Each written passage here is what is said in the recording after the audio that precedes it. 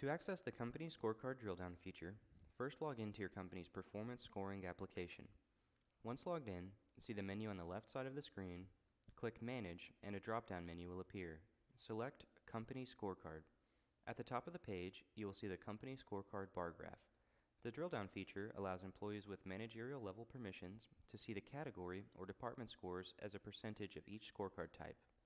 To drill down the category information into performance level, top, medium, and bottom, click on the categories bar. From there, the bar graph can be drilled down to individual employees within that specific category and performance level. To go back to a different performance level or category, select the Back to Company Scorecard button at the top of the bar graph. The company scorecard can be filtered by date range by selecting the dates next to date range.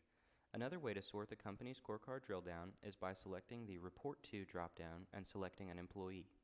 This allows a supervisor to view employees that report to them directly, as well as the employees that report to their employees in cases where their employees are also supervisors. For additional support, please contact your account manager or leave a reply at the bottom of this page.